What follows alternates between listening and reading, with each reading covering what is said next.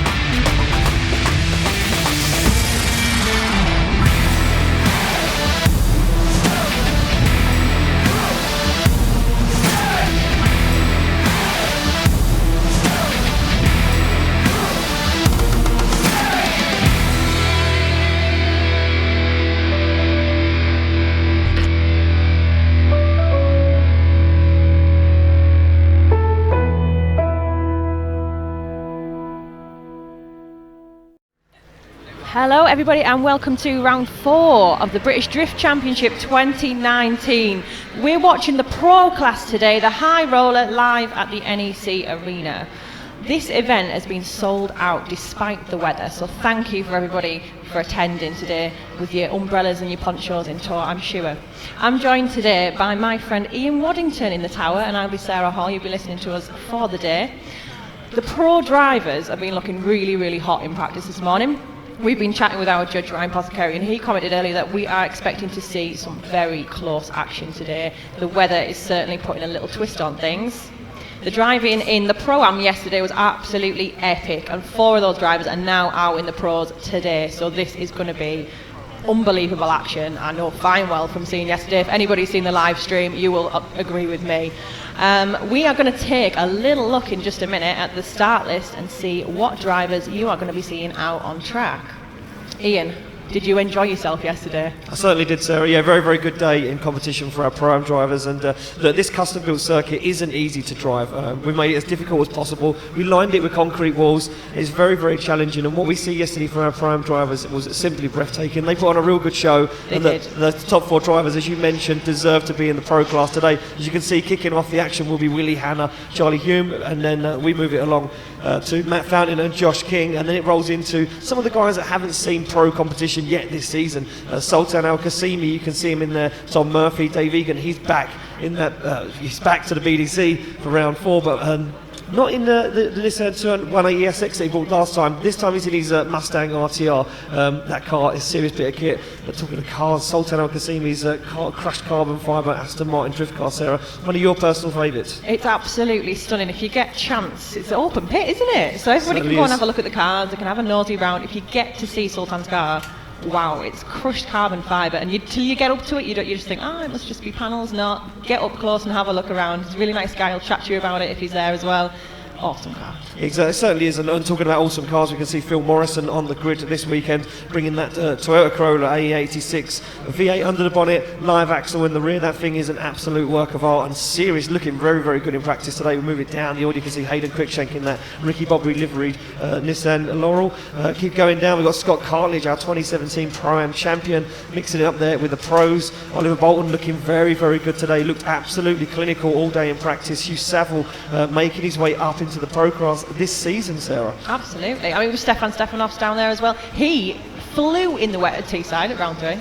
So is that sign, that we've been graced with wet weather all year so far. Yeah. And look, these guys, they're adapting their driving skills to it, as you can see. Still leading the championship. Out front is Aramis Vasquez. And look, I'm going to say it now, I'm going to put it out there on the line. I don't think Aramis Vasquez is looking as good as what he has been all season at this circuit. And there's a few guys that have jumped into the mix. Alan Hines making his way over from Ireland from the Drift Games Extreme Championship. To mix it up in the Pro Class this weekend, he's looking unstoppable. And also his Pro Drift teammate, Martin Winnicott, or Winnicott as he's now been adaptly renamed, he's flying too. So look, I think this weekend has created something that we wanted, and it was a mix up in the championship. For me, I always talk about creating a story and not having a championship done and dusted at the halfway point. And certainly yesterday we see that happen with our championship get completely flipped on its head. Absolutely. I mean, there was a lot of action yesterday that was completely unexpected. We said a few times we can't predict what is about to happen on the track. You sort of think, yeah, this will happen, he'll win. No, it does not happen, does it? This track is super tricky. It's super challenging. Shall we have a little look at the track map as well and show these guys what they're going to be facing? Indeed, Sarah. Yeah, let's take a look at our virtual track map. There's a bird's eye view. As you can see, their cars all coming down into that clipping point 1. Nice and wide line through the centre of the circuit into outer zone 2. So they want to be nice and wide on that white line where the clipping point is. Off, nice transition, close to the wall, but not on the wall for outer zone 3. Back on power, that is a D-cell zone, but back on power, out to outer zone 4. All the way around, following that nice wide line out to 5, and then now this is the transition that was getting a lot of guys caught up yesterday into outer zone 6. Now one last ditch dive to the wall for outer zone 7.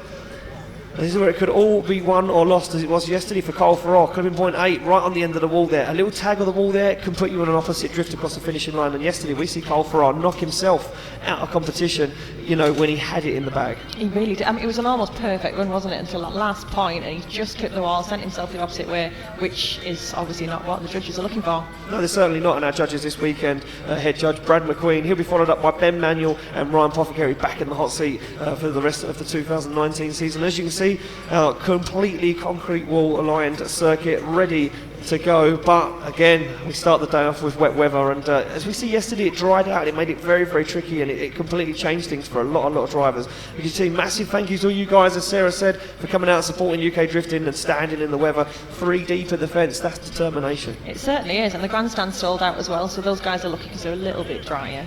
But brilliant seats. I've been up there. Yeah, look, there's not a bad seat in the house anywhere, if I'm brutally honest with you. I mean, I'm going to say we have got the best seat in the house. We have. I mean, we are sheltering from the rain slightly. We're actually watching from a monitor, if you guys haven't seen, us two up here, but we actually can't see clipping point 8. No, we can't see clipping point 8. That's the only bit we can't see. That's the only point we can't see. Only because we're hiding from the rain. I'm tucked up in the corner, trying to keep warm. We're trying to stay out of that wet weather, and it's going to be a long day. It's going to be worth it. But it's going to be a very, very good day. And as you see all our track marshals making their way to their marshal points, we can see Adam Simmons making his way out and towards the start line. I'm looking at my start line marshal, my track marshal, Toby, to see when we are almost ready to kick this off. He'll give me the thumbs up to tell me that the first driver's on the line. That first driver of the day will be Charlie Humes, a Drift Cup driver, making his way all the way through and gaining his Pro-Am licence. In 2 events, he has gone from, hey, I'm just going to get a drift car, see what happens, to racing with the pros. I mean, what is that? What Guy's is that? got some driving talent, hasn't Certainly he? has. Unbelievable. Look, we spoke about consistency yesterday and what it takes to get to the podium or do well at an event, and consistency was a big part of that. And for me, Charlie Hume had it bagged. He was pinpoint perfect every single run, and I think the reins fell today again, and Charlie Hume's thinking that I could score well in qualifying here and potentially get inside that top 24. Only 24 drivers out of our 45 driver list today make it through this competition, and Charlie Hume's thinking, I could potentially be in that top 24 in the pro class in just my first BDC event. It's quite unbelievable, really. You couldn't write his story for him, could you? He's must have achieved above and beyond what you ever expected. But if anyone was here watching yesterday on the live stream, you'll have seen his talent. He's brilliant, isn't he? Oh, he's incredible, absolutely incredible, and such a nice guy. Didn't think he was going to drive because he said he didn't have many tyres left after yesterday, so when it started to dry out. But nevertheless, I do believe he is going to make his way down the start line and kick things off for us here. So yeah, look, it's all right, us, describing what we're after. We're after a show. We're after this, and these guys put their car on the wall. But I think the best thing for us to do is just quickly jump over to our head judge, Brad, and just ask him what exactly he's looking for that perfect 100-point qualifying run. Okay, for that 100-point qualifying run, really we're looking for commitment after clip 1 to run an outside line all the way to clip 2. We've put out 3 cones on the lemon slice shape you can see down there. That signifies that if a driver hits that cone, they're therefore 3 wheels offline, which will result to a 0. So we've put them out for that reason. We're looking for speed, commitment, proximity to the walls, and overall flair to qualify high. So I'm looking forward to this, and I think you guys are in for a real good show. Thanks, Brad. So there you go. Yeah, look, the boomerang, as I named it yesterday, because that's what it looked like from the track map. It's got 3 cones in it. We see that yesterday, and a lot of guys are taking it off track and hitting those. So if a driver today hits one of those cones in the boomerang or in the lemon slice, then that is wheels off track, and that will be scored a 0. So look, it's all to play for, and a lot of drivers saying that the initiation is very, very slippery, but as the guys come through in the middle of the track and they transition into outer zone 3 onto that wall down there, where the runoff area is, it's actually really grippy. So the track changes massively. I'm getting the thumbs up, and it does, Sarah, look like we are ready to kick off our pro action here at round 4 of the British Drift Championship in Birmingham at the NEC 2019, and it will be our Drift Cup driver, now our Pro-Am driver, Charlie Hume, off the line, that Kenda Tyres Nissan 206 S13. Sarah, he did great things yesterday. Can he do any better? Can he top himself off and get himself a spot in top 24? Pro action here. He's looking nice so far, nice on that wide line, nice and deep into outer zone 2. He's going to transition back now towards the wall. Look at that, it just shallows up the angle. Very, very technical driver. You can see him point that car all the way to the wall for outer zone 3. Stays in it, nice line as he gets into 4 and 5. He's going to transition very deep now into outer zone 6 and then back on the wall once again. You see him just dabbing a little bit of left foot brake there to keep that car absolutely balanced as he goes across the line. A very good run, Sarah. That's actually getting an applaud from the judges as well, because it's obviously impressing them. He drove like that yesterday, every single run, and so he well deserves to be here this morning. Hopefully he can keep that up all day. He's had some good practice yesterday in the wet as well, so hopefully that stood him in good standing. Yeah, it certainly is, and we will wait to get the score for Charlie Hume. And here it is, pops up on the screen, and looking good so far for Charlie Hume, and a 67 on his first qualifying run sees him obviously into first place at qualifying. We get the thumbs up. The next driver on the line will be Willie Hanna. Willie Hanna jumped onto the podium yesterday in 3rd place. And Willie Hanna in that Nissan Skyline R33 representing Tarmac Sports. It's nice and close to the wall, and absolutely flying today in practice, so what can he do? Nice and deep, shallows up the angle as he comes through outer zone 2.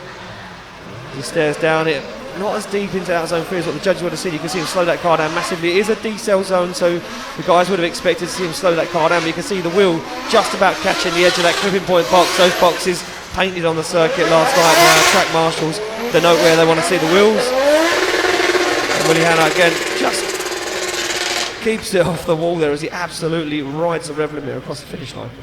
Willie Hanna's absolutely loving life right now, isn't he? He was over the moon with that 3rd place yesterday. I don't think he expected to get it, It came as a bit of a surprise to him, but he certainly deserved it. So he's coming in there with a 76 for his first run. Yes, a very, very nice run there from Willie Hannah. We move it along to the guy who finished second place on the podium, and that will be Matt Fountain. Matt Fountain in that Walton Motorsport Toyota Sora.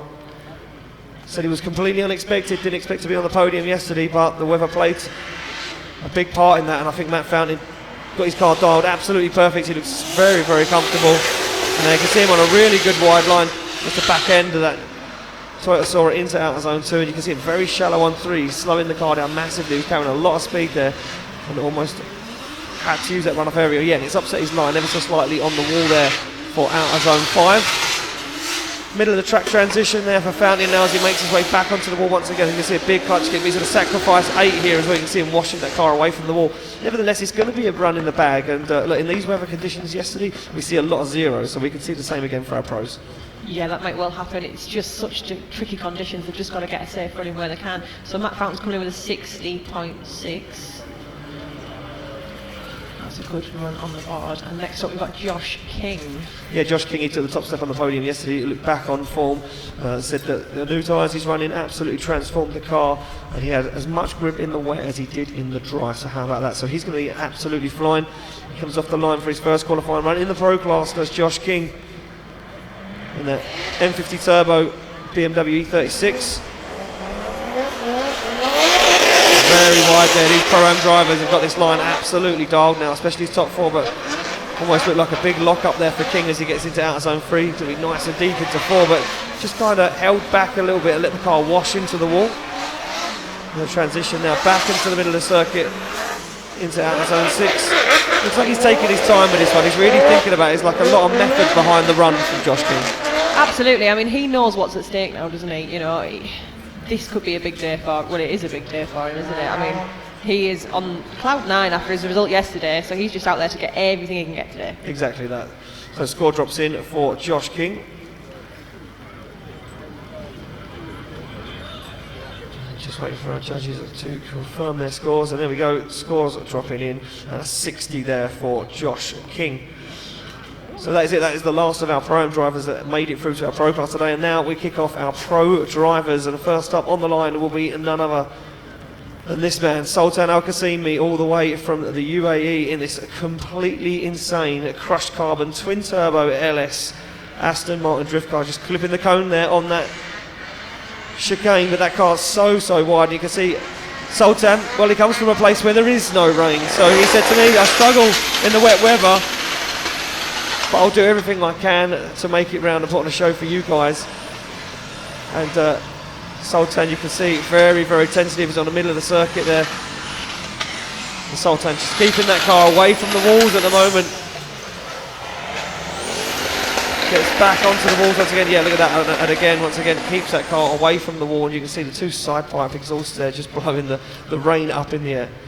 Just set him out again, it might dry the track out a little bit with those exhausts. It was not too bad, but I think he was a little bit hesitant on that one, but I would be if I had that car, to be fair.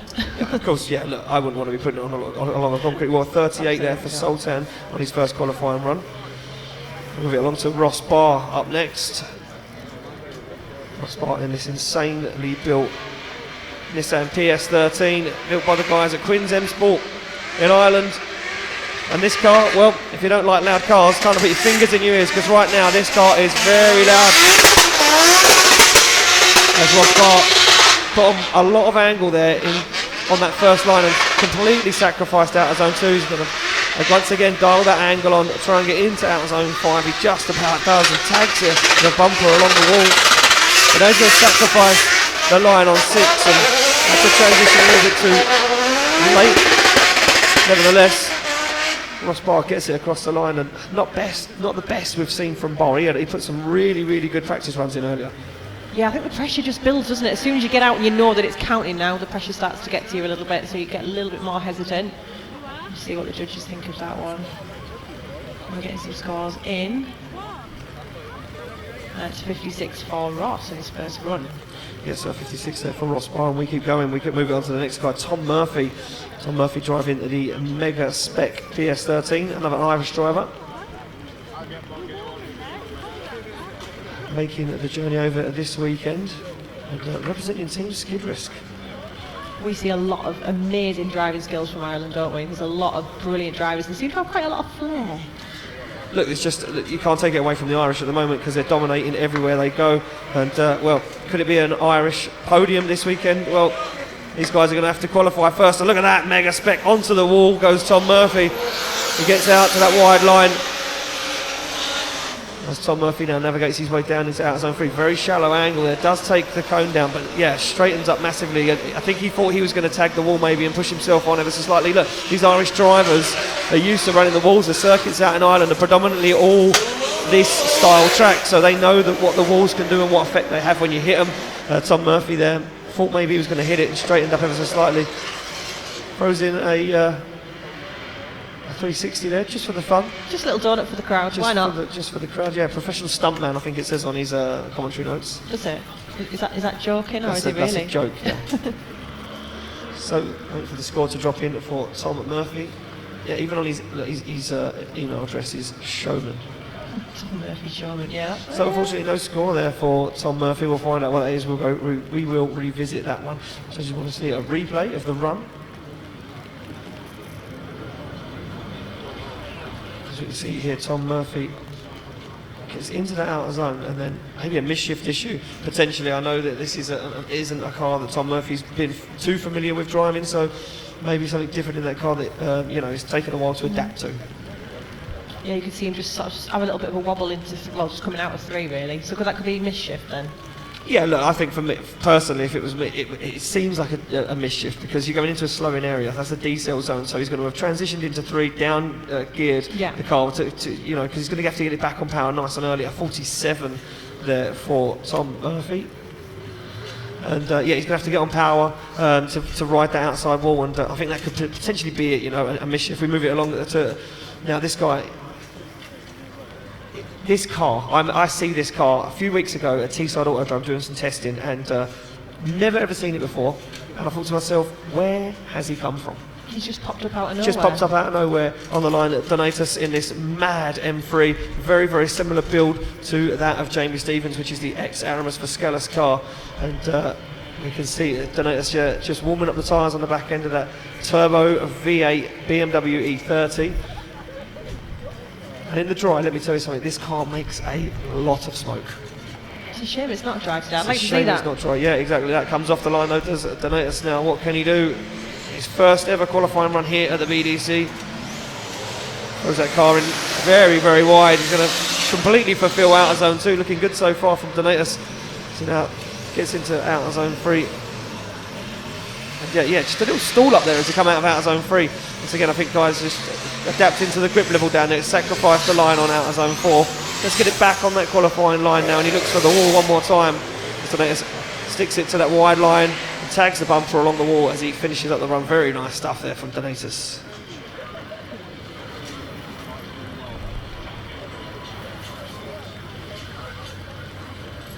So we wait for the scores to drop in for Donatus.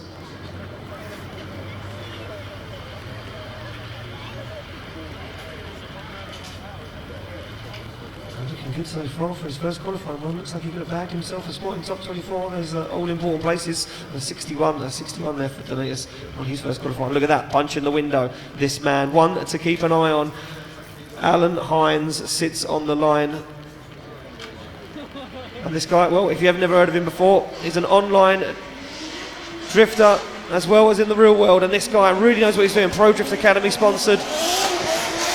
2JZ S14.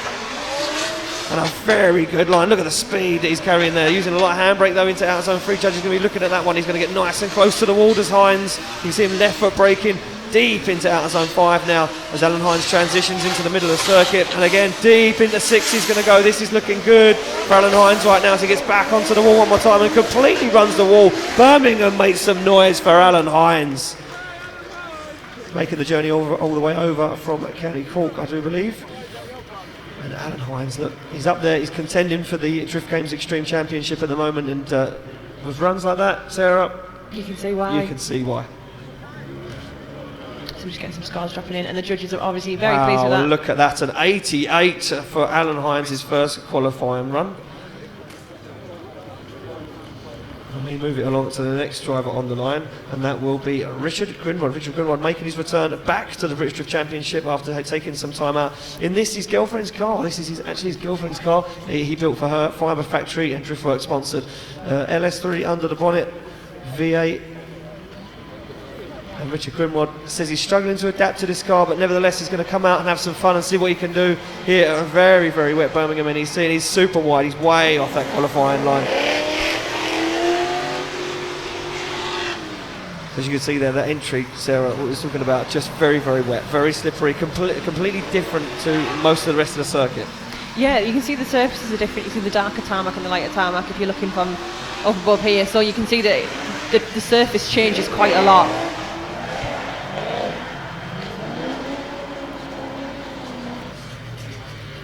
So we'll just wait to get a confirmation, but if that was all four wheels off, which it certainly looks like it was, that should be, unfortunately, a 0 on that run. Yes, and it's just confirmed it is a 0. So his run 2 is going to be basically all to play for. Yeah, it certainly is. And look, up next is the man that everyone has watched for many, many years, sitting on the line, Phil Morrison, the man behind Driftworks in that crazy Toyota AE86, comes off the line, V8 live axle, 18-inch wheels and tyres on a tiny little car like this, full custom built car.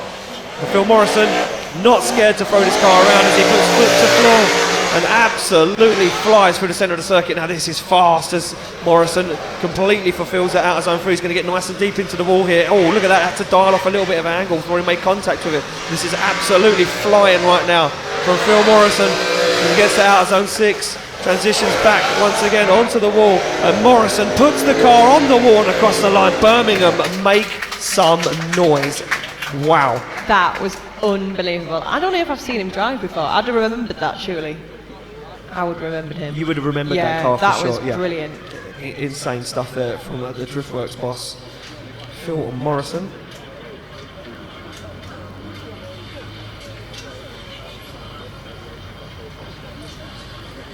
So we await the score to drop in. And I think they could contend for top spot. I think they could contend Alan Hines. Got to be.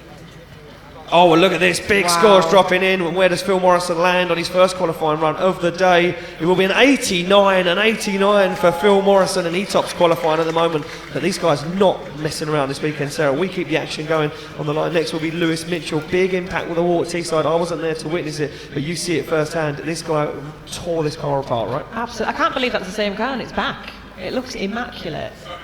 Yeah, bit of a shunt there at Teesside, so hopefully we won't see that again today. No, hopefully not, as we see Lewis Mitchell off the line in this Boss kitted S14. 1JZ under the bonnet. Looking very confident at the moment is Lewis Mitchell. He makes his way down his outer zone 3. You can see him on power nice and early and just balancing that car. You can see the grip in the car there. The guys have to really work, big clutch kicks to get the rear wheel spinning again. Just goes to show you how different it is down at that bottom corner to what it is up on the initiation.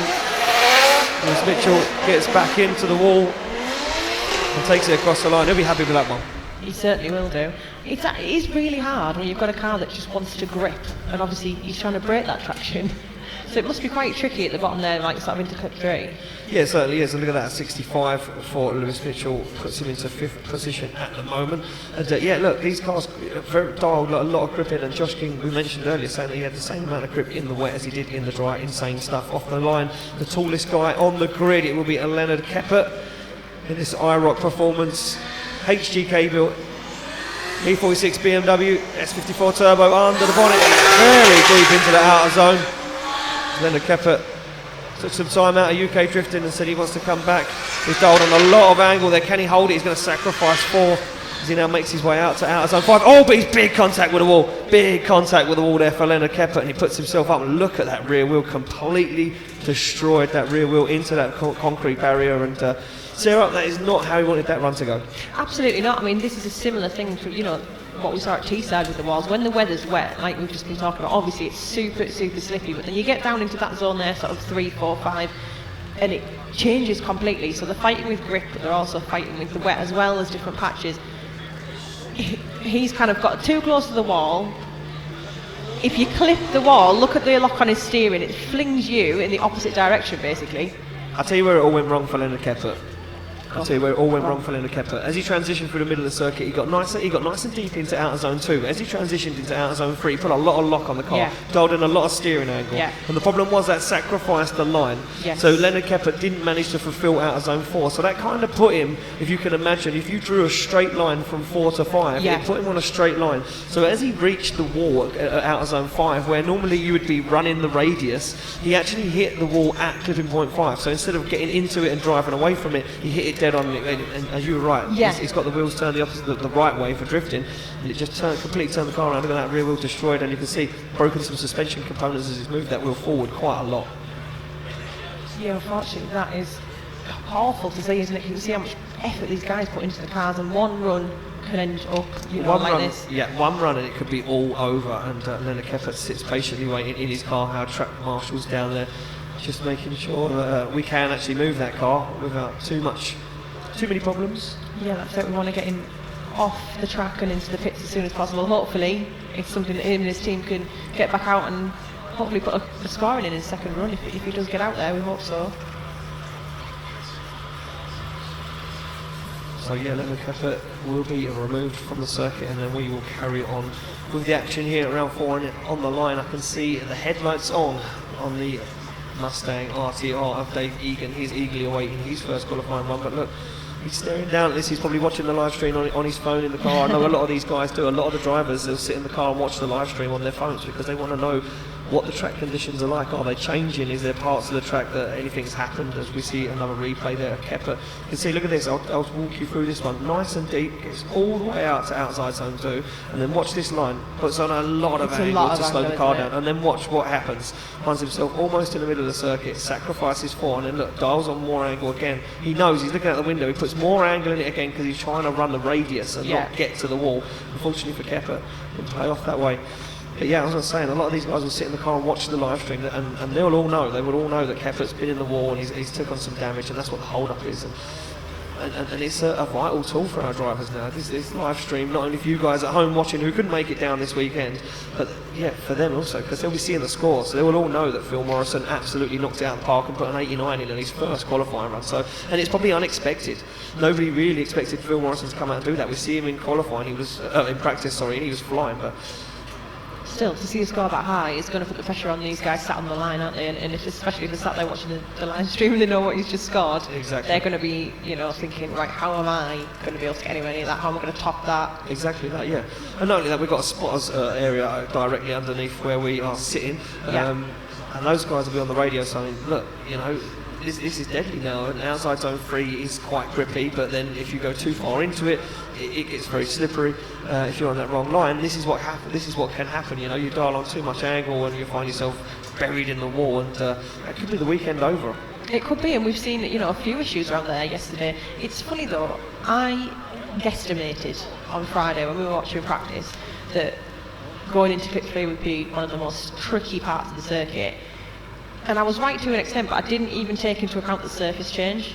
I just looked at the actual angle that they need to be at to get all the way around. Because it's almost a circle, isn't it? You could complete a circle in that bottom. Well, it is a perfect circle. We build all our drift circuits or the custom-built circuits on perfect circles. So you can't get them wrong. You've got to be able to drift around a perfect circle, and that bottom corner is a perfect circle. But what makes it tricky is there's a lot of painted sections down there. You can see the yellow hash markings on the ground. This is a surface road and a car park, so this hasn't been designed for drifting. This is what we've come down and built. So yeah, it makes it very difficult, and as you can see, it's off camber, so it carries more speed into outer zone 3. We get the thumbs up, our track is clear, and we are ready to rock and roll. With the next driver on the line, it will be Dave Egan in that Mustang RTR.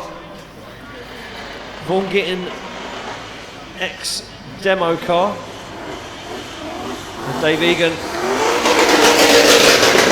so he's struggling with gearing this weekend, and you can see that completely sacrificed out of zone 2. He gets nice and deep into 3, and to sacrifice 2 he's going to have to really work hard and make the rest of the run absolutely pinpoint perfect.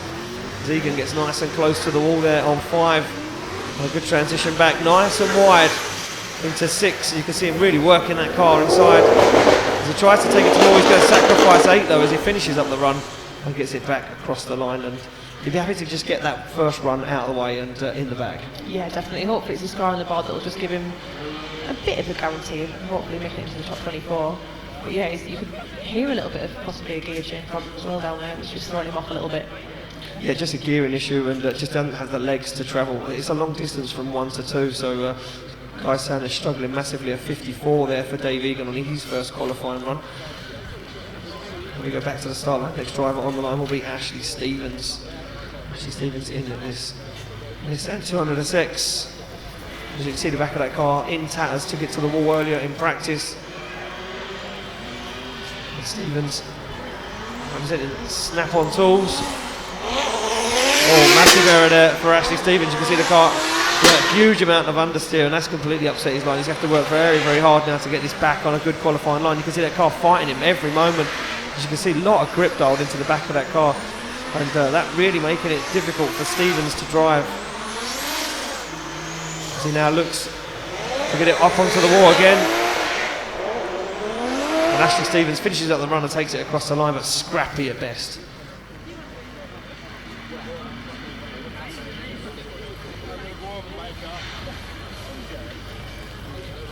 So scores drop in there for Ashley Stevens. And it will be a 37, so a 37 there for Ashley Stevens on his first qualifying run. We'll get a score on the board, but yeah, work to be done. We move it along. Ian Phillips now. No drift, no fun. And Ian, the business Phillips, sits on the line representing Tarmac Sports and Magnuson Superchargers. Chevrolet V8 under the bonnet of this Nissan 350Z.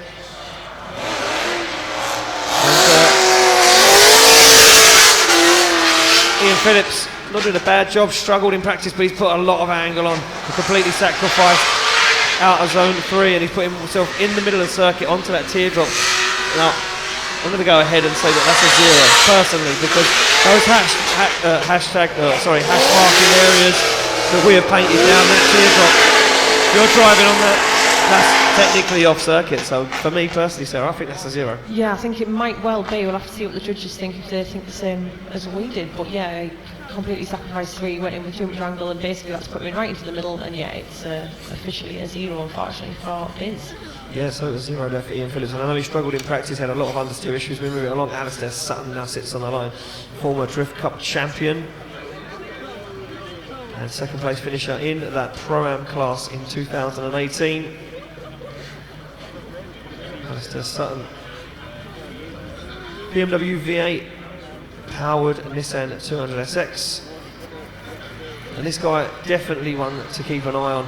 Struggles with a little bit of a lack of power, but Alistair Sutton is very, very technical driver. Likes to get the line absolutely dialed, but again, you can see that car just not having the legs to make it all the way out to outer zone 2, and gets himself off that qualifying line. As Alistair Sutton now looks out the side window, out the wall, and now looks at the transition back into the middle of the circuit, nice and deep into outer zone 6. He's going to transition back onto the wall once again, and Alistair Sutton very, very close, and a good job finishing up the run, but scrappy parts in the middle.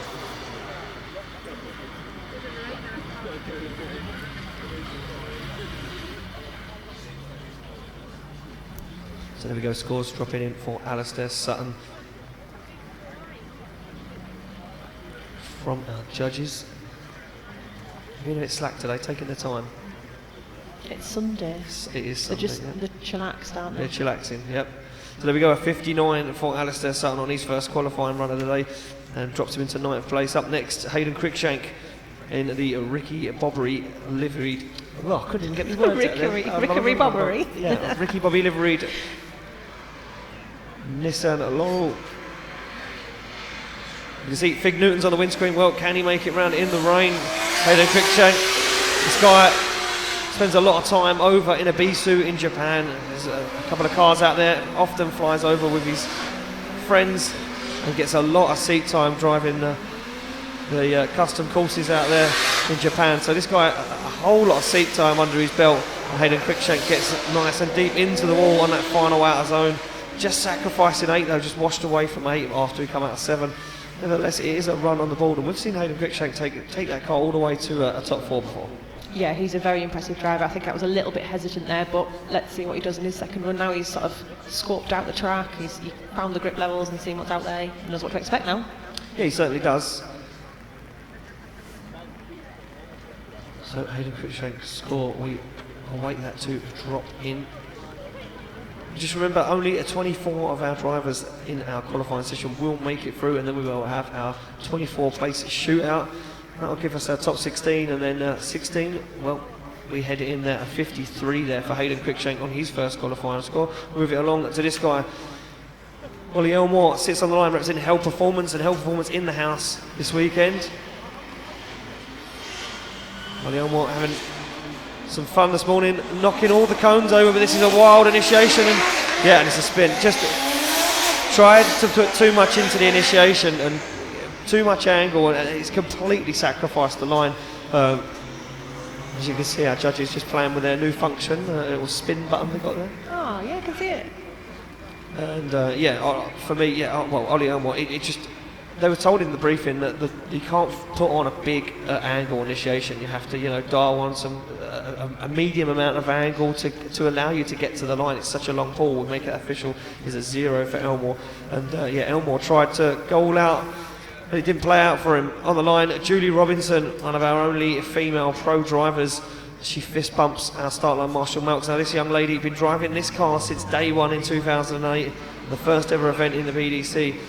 Still got the same car, and she knows it inside and out, as Julie Robinson would have been praying for this rain earlier on this week. And Robinson gets nice and wide, but sacrifices two. She's going to get it out to 3. Oh, and an error.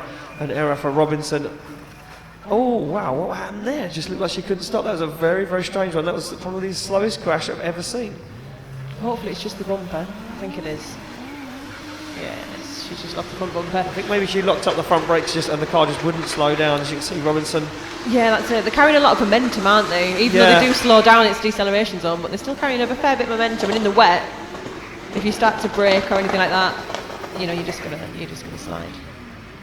Yeah, so a very angry Julie Robinson makes her way back down to the start line. And as I predicted, Sarah, a whole host of zeros are filling up our score sheets here. We're going to make that one official as well, as it drops in yet a 0, unfortunately, for Julie Robinson. And really, really not sure what happened there as she gets out of zone 3. Move it along. The next guy on the line will be Oliver Silcock, representing GBH Motorsport in this really, really nicely prepared PS13.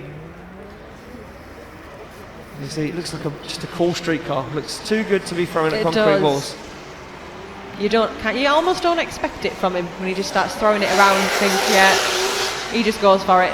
He certainly does, and looking good so far as Oliver Silcock. Didn't get as deep into outer 2 as what we needed, but you know what, right now, a score on the board is going to get you a place in top 24, because there's been a lot of zeros and a lot of these guys not making it out to qualifying. So for me, if you get a score on the board, even as low, as a 30, you're going to be potentially making your way inside top 24. So Silcock finishes up the run. He will get a score from our judges.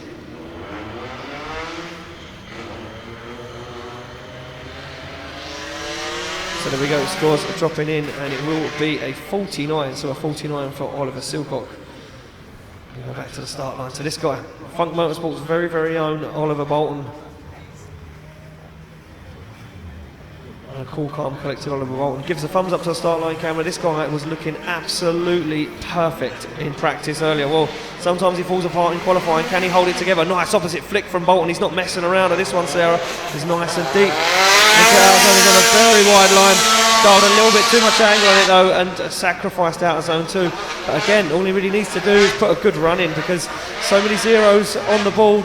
The score right now will potentially get you a spot inside top 24. Bolton transitions out into outer zone 6, left foot braking through the middle of the track. Gets nice and close to the wall once again.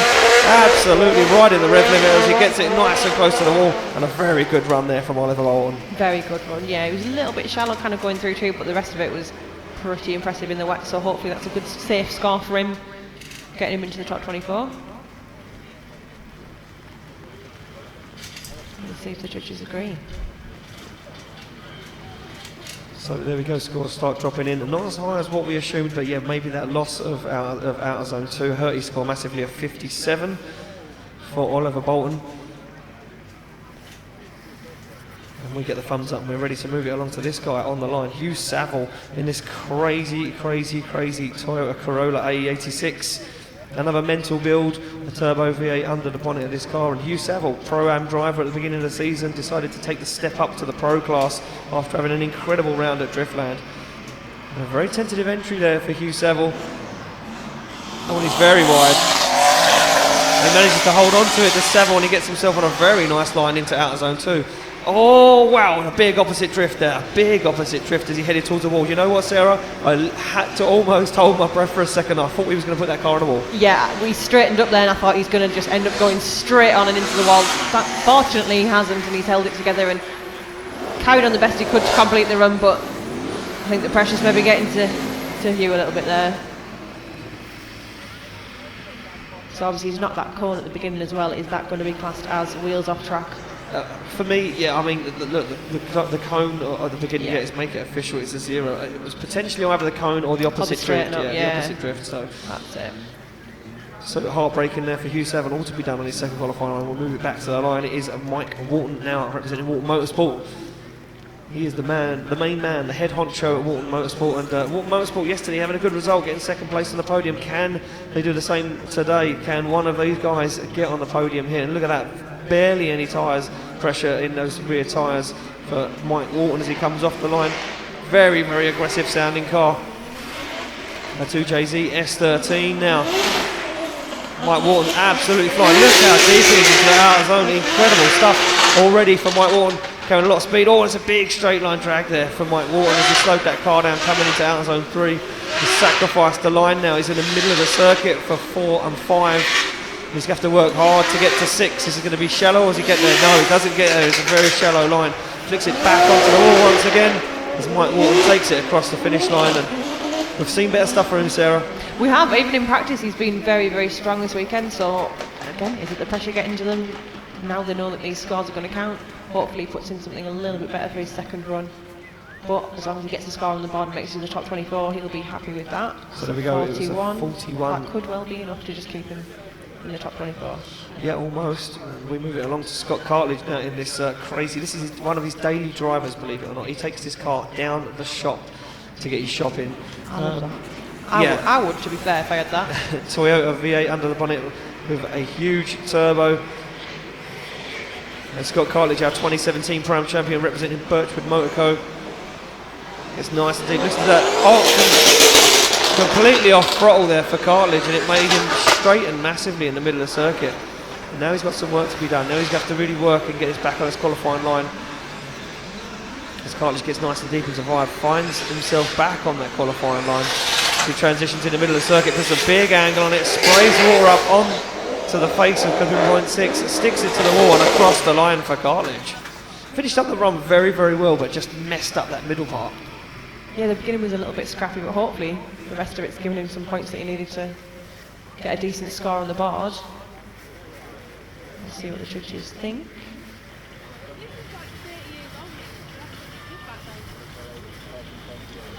Yep, judges are still there, Sarah. They've not Yep, fell asleep. just checking. Just have a look over your shoulder to see if they've not fallen asleep or fell out of the tower or it's pretty cold. Maybe they're huddled together like penguins. Yeah, like just group heat. Exactly that. And look at that, 62. A 62 for Scott Cartledge. And that potentially could have been a very, very good run. We move it along to the next driver on the line. And this guy we call him the Giant Killer. It is Matt Walker. In his BMW E30. And Matt Walker absolutely flying, but he's very, very wide. Takes some cones down in the middle of the circuit, and that washes him wide. In the middle of the track for outer zone 2. So he's already sacrificing points here as Matt Walker, and he looked good in practice, but maybe the weight of getting back out to do his qualifying run has unnerved him ever so slightly. And the Giant Killer fires that little grey BMW to the wall, and you can see he runs over the cone that he first destroyed on the way in and across the line. That's going to hurt his score going that far off. That could even potentially be a 0 for Matt Walker.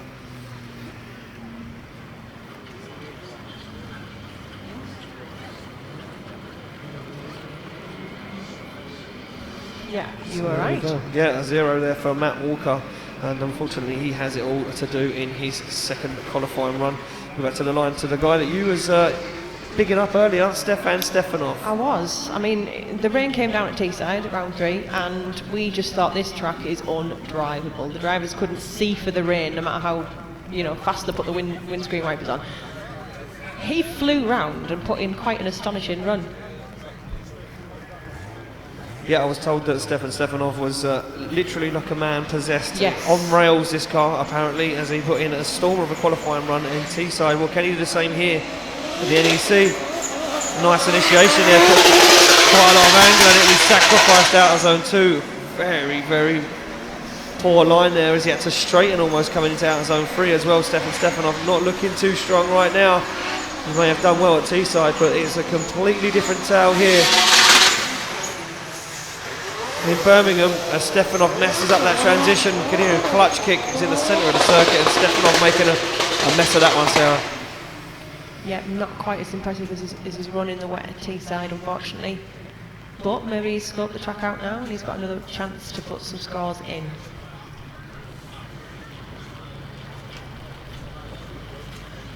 Yeah, these guys would have gone back to the start line after they've watched their runs, and they would have watched it back on the live feed stream, and they would have said, look, I know where I went wrong, I know exactly what I've done, I know what I messed up on, and I'll sit and think about that and watch everyone else and see what everyone else is doing and try and adapt my driving style to get a decent score on the board. Stefanov will get a score, just waiting for the final one to drop in, and there we go, a 41 for Stefan Stefanov.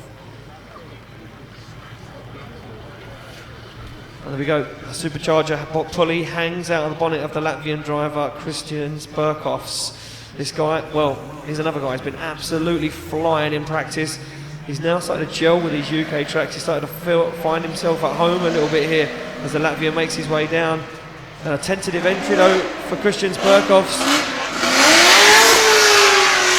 And this car is really an assault on the senses. The sound that comes out of the exhaust is incredible, but a huge straighten as he gets himself into outer zone 3. He gets nice and deep into 4 as Kristians Burkovs looks for the end of the wall. Not a bad job there at all. Very early transition, but a good line. Always made a big mistake there, Burkovs. Got off throttle miles too early, and you can see him really trying to work that car to get back on the line, but Burkovs sacrificed a lot of points there at the end of the track. Yeah, unfortunately, this is one of my favourite cars, I think. The noise is unreal, isn't it? Everybody loves this one. Let's see what the judges make of that. There was a few errors, unfortunately, for Kristians Burkovs. Just waiting for him to drop in. Yeah, it's pretty low.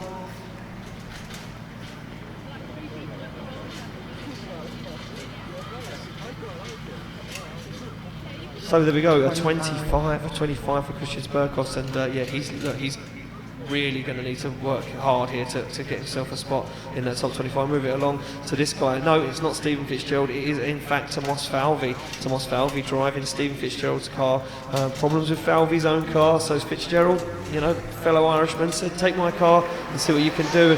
As Flavour Foul, they like to call him, comes off the line in Stephen Fitzgerald's S15, and borrowed car, wet circuit, concrete walls. Tomas Falvey though, no regard, just absolutely flying as he gets into out of zone 2 and makes his way down to 3 and back onto the wall for 4. They're doing a bad job so far for Falvey in a car that he's not familiar with. As he comes through the middle of the circuit there, Falvey now looks for the outer wall on 7 and 8 and finishes up a run. And Tomas Falvey getting a score on the board. Not bad at all, like you say, considering that car is borrowed, he's not had much seat time in that at all.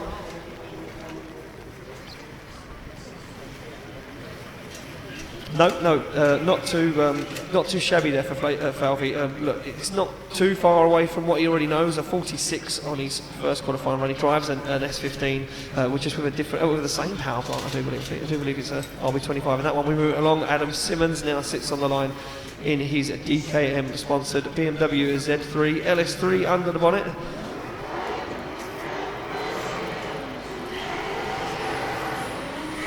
And Adam Simmons found himself on the podium at Teesside, but not looking too clever this weekend. Very deep on the boomerang there, but gets himself nice into outer zone 2 and 3. And we're looking for the wall now. This little BMW Z4, sorry. he's almost touching the wall himself because it's that short. Yeah, in the driving position in those, you sat right almost at the back of the car, aren't you? It's a little roadster, so I can imagine him looking out the window and thinking that wall is pretty close. Very, very close, yeah. Simmons takes it across the line, and Adam Simmons actually said to me before that it took him quite a while to adapt his driving style, because the length of the where you sit in the car, the back is very, very short, but the front is very, very long, so it took him a while to get used to it, and Adam Simmons, we wait his score to drop in. Yeah, that's right, you sat very far back. I used to actually do a little bit of, not drifting really, like stunt driving in a Z3, the older one. Okay. And you are sat really far back and it kind of throws you off a little bit. It's a strange position to be in. Yeah. So scores drop in. It will be a 64 for Adam Simmons' first qualifying run, and yeah, he'll be happy with that one. Move it along. Oliver Evans now sits on the line. The VP Racing Fuels sponsored driver. DY Engines, 2JZ under the bonnet. And happy birthday to his dad, Old Spice, who's in the crowd. It was his birthday yesterday. And Old Spice, well, I spoke to Oliver in the week and he said, I'm going to be doing it for my dad this weekend. Can I get on the podium for Dad's birthday? Well, we are going to see as Evans fires his car into outer zone 3. Not bad so far. Evans gets nice and deep into outer zone 4 and 5. And Evans looking for a turn of fortune, hasn't been back on the podium since that time. He dominated at Rockingham. And Oliver Evans gets nice and close to the wall once again, but sacrifices 8 as he finishes up the run.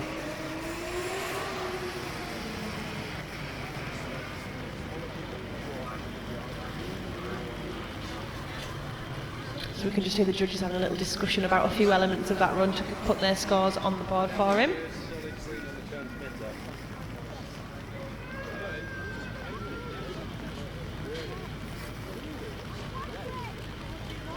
So score drops in for Oliver Evans. Where will he land up? Well, it's a 59 for Oliver Evans, and not a bad job. Drops him into 12th position at the moment, and we now get into the top 3 of the championship, the business end of the deal. Up first it will be Martin Wanacott. I mentioned this guy earlier. I said he's absolutely flying. The Pro Drift Academy sponsored Draper Tools. So the chaser comes off the line, 1.5 JZ under the bonnet, and look at the back of this car, already in tatters, but look at the angle. It's gone too wide, it's gone way too wide, and he shuts it down. And you know what, it was the angle again, once again, someone trying to throw in a big initiation and it just doesn't pay off, Sarah. No, the first, after the initiation and you know, clip 1, that zone, like you called the boomerang yesterday, it really is, it's a bit of a tricky one that does seem to keep catching people out. It's not, it wouldn't make a perfect circle like the other end of the track would. It is a bit of a boomerang shape, so I think it's tricky to negotiate, isn't it? You don't want to put too much angle on, because then you're not going to come all the way around. You're just going to be you're going to fly too wide because you're trying to overcorrect it, or you're going to end up too far, in the middle of the track, which again is not where you want to be. No, exactly that. And look, we make that one official. It will be a 0 there for Martin Wanacott on his first qualifying run. I think he just tried to put too much angle on the initiation of the wall. He was 90 degrees to the concrete wall, and that just doesn't work. On this circuit, you need to kind of shallow up ever so slightly just to follow the arc all the way through into outer zone 2. We move it back to the line. It will be Ricky and Lawrence top the podium at Teesside just a few weeks ago. He's going to be looking to do it again. Not many points separating him and Vasquez for the championship this year, and Ricky Lawrence, last year Pro-Am driver, he probably didn't assume that this year he'd be in the hunt for a championship here at the BDC.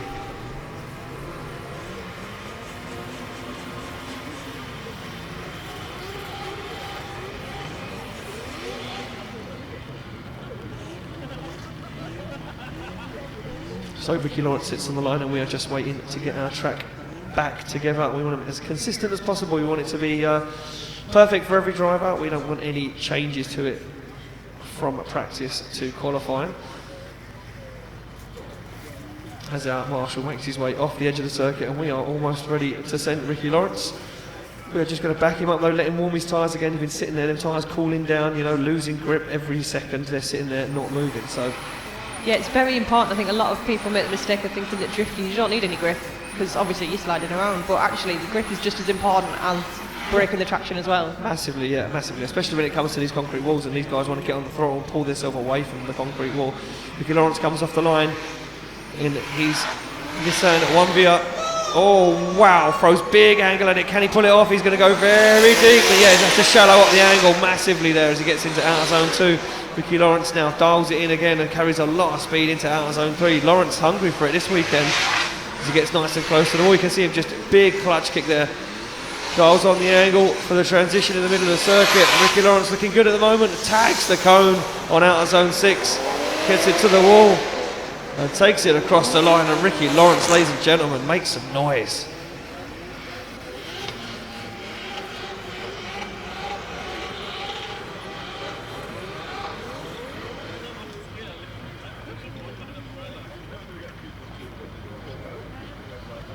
So Ricky Lawrence did take out that cone on the boomerang or the lemon slice, but he does get a score. It will be a 43 there for Ricky Lawrence. So work to be done. He sits in 20th position at the moment. And last but by no means least, sits on the line the powerful force driver representing Liftcraft all the way from Lithuania. It is the Lithuanian lunatic himself, Aramis Vaskelis. Aramis Vaskelis off the line this year, piloting this crazy turbo E46 BMW, but he's gone way wide. Wow, he's gone way wide and completely messes it up. It just goes to show you the rain has been falling massively. It's making that initiation and that first wide outer line very, very slippery. The Vaskelis is going to finish up the run just to, feel the grip, feel where everything, if there's any other surprises. That initiation absolutely caught him off guard there as Vaskelis finishes up the run. It will be a 0 for Vaskelis' first qualifying run, and look at that, the top 3 drivers, only one of them scoring and earning a spot inside the top 24, Sarah. I mean, Vaskelis is such a strong driver as well. For that to throw him off just shows what the conditions are like out there. So there we go, make it official. It will be a 0 for Aramis Vaskelis, and with that one done, that means we go right back to where we started, and that is with our Drift Cup driver, our newly crowned Pro-Am driver from the Drift Cup Championship. It will be Charlie Hume. He sits on a 61 on his first qualifying run. And look, the scores, you go back to the scores and look at what we see from our Pro-Am drivers, and they're very, very high. It just shows you that all that seat time they had yesterday in this weather and the consistency. These guys looking good for a spot in top 24. Charlie Hume sits on the line ready for his first qualifying run. As soon as we get the track again reconstructed, currently sits 4th place in qualifying. He'll be very happy with that, Sarah. He'll be over the moon with that, he really will. And you can see on his rear wheels there, one of the sections is actually painted pink. If anyone's wondering what that is, what is it, Ian? I thought you was going to tell me. I thought you would give a better explanation than I would. Yeah, so look, wow. We'll tell these guys in a minute. We'll watch Charlie's run. Wow, what an initiation from Charlie Hume. Absolutely flying. He's going to be looking at top qualifying right now by the looks of things as he gets nice and deep into outside zone 3, and a nice consistent line, nice and close to the wall, as the Drift Cup driver is absolutely coming out swinging in the Pro class this weekend. He's going to be very deep into 6. Look at that, almost takes the cone down as Charlie Hume now gets himself back onto the wall one more time. Birmingham makes some noise for Charlie Hume. What a run. You can see his arm out the window as well there. He knows he's done good. He knows that was a good run. He knows that was a very, very good run. Charlie Hume, he could be way up there in qualifying now. Already in 4th. What does he do on his second? Big scores coming in. And Charlie Hume drops into 3rd place on his second qualifying run with an 80, ladies and gentlemen. Incredible stuff. We move it along to Willie Hanna on the line. Willie Hanna in a battered and bruised Nissan Skyline R33, but that doesn't matter to him. He ended up on the podium yesterday. What could he do on his second qualifying run? A 76 on his first. And Hanna, another driver who's going to be looking to get way up in the order. Comes absolutely flying, nice and deep into outer zone 2. As he transitions into 3, almost takes it over, a little wobble from the cone there, and again another consistent line from 3 to 4. And look at that, nice and deep into both of those zones. No contact with the wall though from Hanna as he comes flying through the middle of the circuit. Dials that car back on angle again, back onto the wall, and takes it across the line. These Pro-Am drivers absolutely knocking it out of the park today. And this is exactly why they deserve the place in this pro category today. They did amazingly yesterday, and they're just showing exactly what they can do again today, really. And the judges' scores are coming in. Another high score coming onto the board for Willie Hanna. Yeah, look at this. Well deserved, an and 84. Wow, an 84 for Willie Hanna, and that drops him into 3rd place. It's getting tight up the top there. We move it along to Matt Fountain now, the Water Motorsport sponsored driver in that Toyota Sora. second place on the podium yesterday. He's going to be looking to join his Pro-Am compadres in that top 4 in qualifying. You see a very tentative line, though. You can hear him off throttle there massively as Matt Fountain sacrifices out of zone 2. And again, nice fluid line from 3 to 4. Oh, you can see that car grip up massively. Has to put a big clutch kick into it to get that car, get the rear wheel spinning again to get that car up and gone. As Fountain now navigates his way back onto the wall. And Matt Fountain takes it across the line, and a second qualifying run in the bag for the Walton Motorsport driver.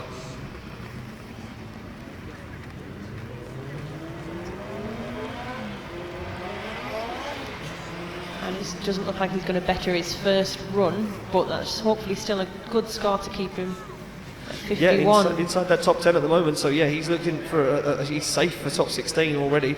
We'll move it along to the next guy, and it will be Josh King, the final Pro-Am driver. He took the top step on the podium yesterday. He scored a 60 as well in his first qualifying run, so he's going to be looking to better. He's seen what the rest of his mates have done. And what can he do as he puts a nice angle at it. Josh King, oh, but he's very wide. Oh, he's very, very wide, Sarah, and has to shut it down. That is such a shame after yesterday's performance, earning in the place that he's got today to qualify in the Pro. However, his first run was decent, so hopefully that is going to be enough to get him up into the top 24. Yeah, so Josh King makes his way back to the start line. You can see the rest of his Pro-Am teammates leaving the circuit. We need to make that one official for King. There we go. Yeah, it will be a 0. Stays where he is inside that top 10 though, over 60. And we head back to the start line to this incredible machine. Look at that side pipe steaming with the water off the circuit, and look at that crushed carbon fibre on the Aston Martin, Sarah. I love it. It's a nice change from carbon fibre, isn't it? Something a little bit different, something a bit special. As is the rest of the car. It's absolutely stunning. Yeah, it certainly is. And he's just about to throw it into a wall. Why not? Drifter mentality. That's what it was built for. It certainly is. That's what Sultan said to me the other day. He said, it doesn't matter what it is, it was built for one thing and one thing only, and that's drifting, and that's throwing it at the concrete wall and, qualifying high and winning battles. And right about now, Sultan Al-Qasimi slots that car into gear, thumbs up to the cameraman, and he is gone. It will be Sultan Al-Qasimi for his second qualifying run. It was a 38 on his first. What can he do on this one? He would have been told by the spotter on the radio, Darren McNamara, that he needs to really pull it out of the bag. Oh, what a big error there. I think that car had a misfire, personally. Yes, it did sound like it, didn't it? And you can see he's actually just so he can't see inside the car. Apparently the inside of the car is getting steamed up, as you can see. Look at that, the windscreen steamed up, and his visor and his helmet steamed up as well, and he just cannot see where he's going. Such a shame there for Sultan. Yeah, it was a lot of potential for that driver in that car. Obviously, if you can't see, that's a little bit vital, so I'm sure he'll have to go and find some little tweaks and fixes to sort that one. Yeah, unfortunately, obviously, make that official at 0. Will 38 be enough to keep him in the top 24? He's in 23rd place 23rd at the moment. So we've got a lot of zeros. He's hanging on. We move it along to the next driver on the line. It will be Ross Barr in this Quins M Sport built PS13. And as I mentioned earlier, if you like loud cars, then this will be a delight to you. Because Ross Barr's car is very loud. That's a big aggressive initiation from Barr. He's going to hold on to it, or is he going to go wide? He goes very, very wide. It pushes him into the middle of the circuit, though, as Ross Barr now transitions into outer zone 3. And again, sacrifices outer zone 3 as Barr makes his way out to outer zone 6. And I can barely hear myself think over the sound of Ross Barr's car as he knocks the camera and takes it across the finish line. Well, he'd definitely get 100 for finesse and flair, I think, but yeah, that's not going to be as good as his first one. There's just a few too many errors in there, I think, to get him any higher. Well, the scores are going to drop in, and we are going to find out if it can. And no, you're right, Sarah, it doesn't. Yeah, too many errors there. Made a massive mistake in the middle of the circuit and into outer zone 3. So 47 on his second qualifying runs keeps him where he is in 14th position. We move it along. Tom Murphy now sits on the line, a 47 for him on his first qualifying run as well. So he's in the mix, but he's way down the order. And what can the man from Ireland in the Mega Spec PS13 pull out the bag for this run. Normally Tom Murphy is like very hit and miss. It's either very consistent or he's literally spinning going into the wall backwards. Well, this is going to be pretty interesting then, isn't it? It gets very hot in those cars, despite what the weather's like out here. So the drivers, you quite often see them when they're waiting on the line, just opening the door, letting a bit of the heat out. I wouldn't mind some heat right now because No. I am very, very I cold wouldn't at the mind moment. sitting in one of them right now. So Tom Murphy comes down, nice initiation, gets the back bumper of that car, 90 degrees to the wall. Can he hold on to it? He certainly can. And he makes it through outer zone at 2 as well. And Tom Murphy now looking for outer zone 3 and back onto the wall he goes. As Tom Murphy not doing a bad job at the moment, comes back into the middle of the circuit, does Tom Murphy, but he sacrifices outer zone 6. The transitions very, very early. Sticks it to the wall and takes it across the line, arm out the window for the stuntman and the showman, and almost smashes his car into the wall in the proceeds of showing off. We'd have still applauded him for that though, to be fair. That was pretty... Of course yeah, we he's a good showman. But what are the scores like to reflect that run? 47 in his first. Has he bettered that? The judges are just having a little discussion about this one. Yes, he has done a lot better than his first run. And he's getting a 66. Yeah, so a 66 there for Tom Murphy on his second qualifying run, puts him into top 5 position. So far we're moving on to Donatus, 61 on his first qualifying run in this crazy, crazy turbo E30. You see him slot it in gear and go through the chicane. A very tentative run up. It's like he doesn't use all of the gears or all the power to get himself up the line. He knows he's got a lot of torque and power in the engine, so he doesn't need to come flying in. Nice angle dialed on it out of zone 3. Can he hold on to it? He certainly can. It's going to be good for Donatus right now. He's going to transition now back into the centre of the circuit. The pivot point 6. And nice and deep onto the wall and across the line for Donatus.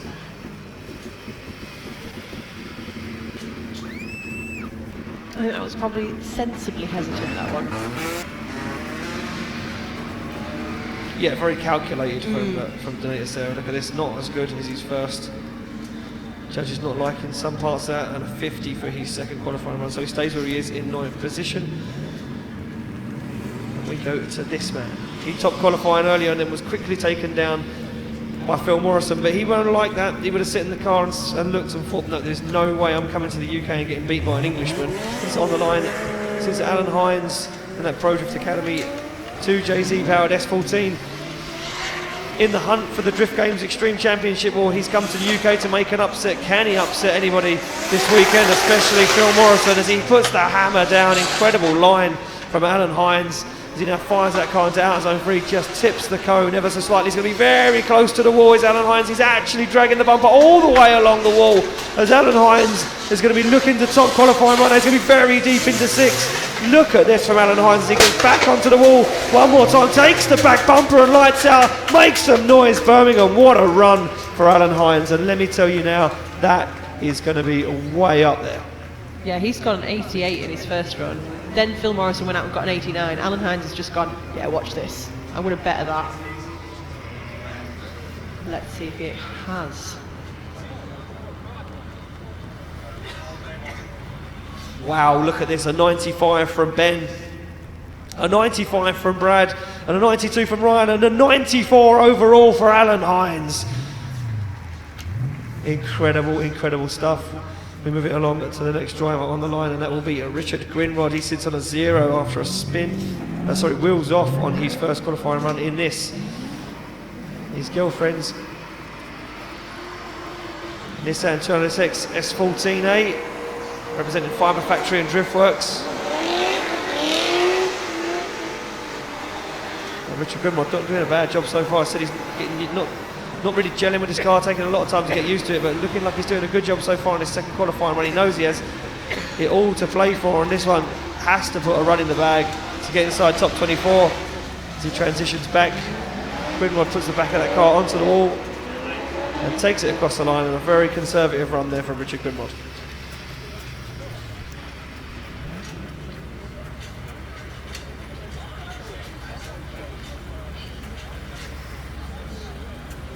So look at that, scores drop in, and a 78 for Richard Grimrod puts him into 5th position at the moment, and Grimrod will be happy with that job done on his part of things. Now on the line, as you can see, the AP brakes hiding behind those work wheels underneath this Toyota Corolla AE86. Thumbs up from the man who was a former British drift champion, Phil Morrison, sits on the line.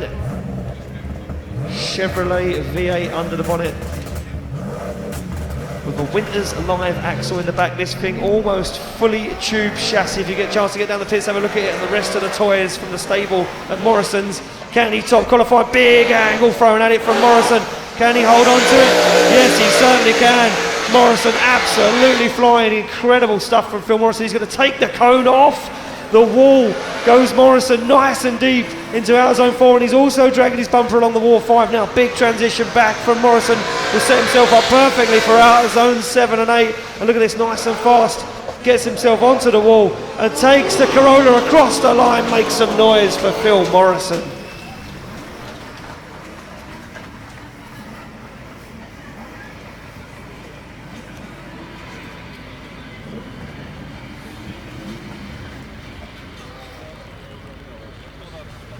Scores dropping in. Judges not liking it though. 68 and a 66.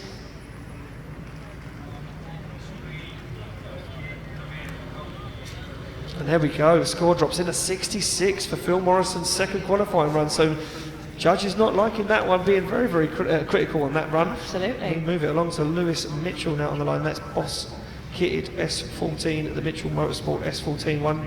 JZ under the bonnet.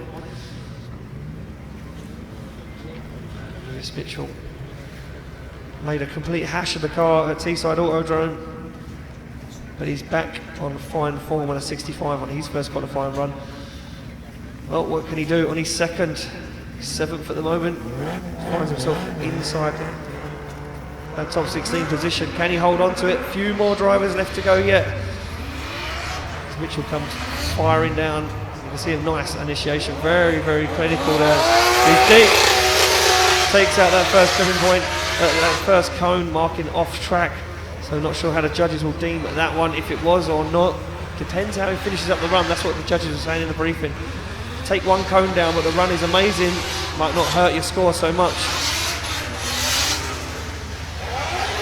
So Mitchell gets it onto the wall, runs over the cone that he put there in the first half of the run, and takes it across the line. He'll be happy with that. 2 good runs there in the bag for Lewis Mitchell. Yeah, it was a good strong one. I don't know how much that first cone hit is going to damage the score, but I guess we will find out in just a minute. See if the judges have penalised him enough for it. Yeah, he's done a little bit less than his first run, but still a decent score that should keep him in the top 24. So there we go. Just waiting for Brad's score to drop in. Brad? Is he asleep? Yeah, there we go. So a 53, for Lewis Mitchell, and like you say, Sarah, stays where he is. We move it along. Leonard Kerper bows out of competition. Move it along to this man, Sunoco Racing Fuels on the side, Westlake tyres on the wheels, the Mobile One Link Engine Management Mustang RTR, former car of Vaughan Jr., then owned by the famous DJ Danny Neville in Dubai, now owned by, well, the famous drift commentator and promoter David Egan. Dave Egan, so as you can see some of our drivers making their way off and on circuit as we just clear up some debris.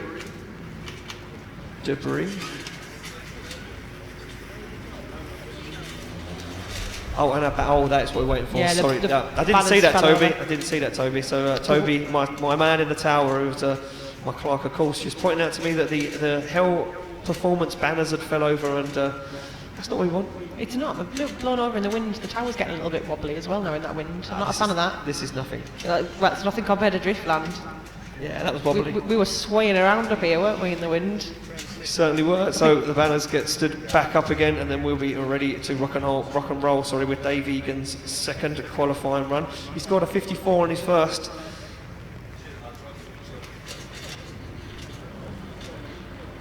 Dave Egan will be looking to better that score, but struggling with some gearing in that car, not being able to get the car geared correctly to get out to outer zone 2, so he has to sacrifice the line ever so slightly to make it round. Egan gets the thumbs up from everybody in the tower. Start line Marshall Melks, it gives him the all clear, and we are good to go for Dave Egan's second qualifying run of the day. supercharged Boss 302 engine under the bonnet and a big wobble on initiation. Looks like that car gripped up massively there. As Dave Egan now finds a much better line in the middle of the circuit, fires it into the wall. And it sounds like that car's just picked up a misfire. And he's going to struggle to get it round, but he's going to do everything he can in his power. He sacrifices out of zone 5. And Dave Egan gets a nice and tight into outer zone 6. Onto the wall he goes, and across the line for Dave Egan.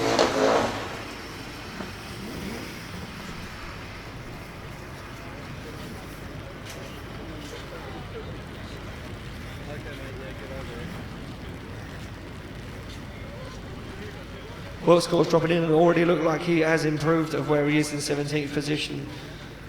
Can he climb himself up the order? Oh, Brad not liking that. Ryan does like it. Where does Ben find himself? He finds himself bang in the middle at 60 for Dave Egan, and he jumps up to 11th position. On his second qualifying run, Ashley Stevens now sits on the line. And 37 on his first qualifying run.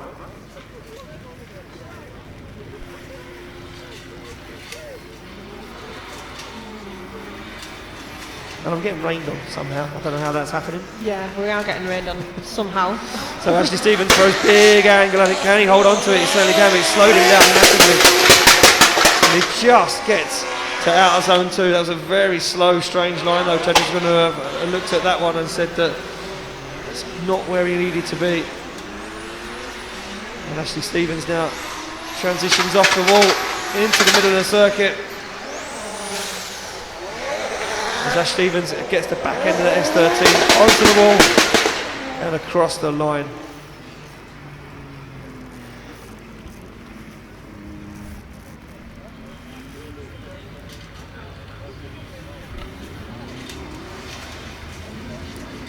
So scores are dropping in for Ashley Stevens, and he has improved. He sits in 25th position, so he's currently out of top 24, so he needs to climb himself up the order ever so slightly. There we go, only 2 places though, and going to be a tentative wait for Ashley Stevens. We go back to the start line, we do see Ian Biz Phillips a 0 on his first qualifying run, when he went over the middle of the circuit there on that teardrop. So he would have known the error of his ways, and he really needs to pull it out of the bag now. Does Ian Biz Phillips. Nice fast initiation there from Phillips. Deep into outer zone 2. This is going to be a fast, snappy transition. Look at it, no mistake this time. Keeps the angle shallow, and looks to the wall. Gets into it very, very tight. Almost makes big contact with the wall there. Does Ian Phillips? As he gets into the final outer zones and across the line, he manages to put a score on the board. That is the Ian Phillips we're used to seeing, isn't it? That first run was just a little bit miscalculated, I think. And he's definitely come back fighting for his second run, so that should give him a decent score. I wonder what position he will put him in. It'll put him in 6th. He's scored 68. So he'll be 68, happy with that. Yeah, Ian Biz Phillips only 1 run to get it done. Manages to pull it out of the bag, and it's absolutely hounding with rain now inside the judging tower. Yeah, it's blowing in now, isn't it? But we can't complain, we're still in something dry. You guys out there bearing the weather conditions this weekend, we can't thank you enough for coming out and supporting UK Drifting. We move it along to Alistair Sutton. He sits on the line 59 his first qualifying run. He currently sits in 15th position. He's inside that top 24, sorry, but he would like to make that position a little bit more comfortable. This car almost sounds like it's electric, Sarah. It sounds very quiet, but I bet it's not in the grand scheme of cars, but compared to some of the guys here today, yeah, pretty quiet car. So Alistair Sutton gets nice and close to the wall on outer zone 5. As he looks to go nice and deep into outer zone 6, and a quick snappy transition back up onto the wall. As Alistair Sutton shallows up the angle and takes the car across the line.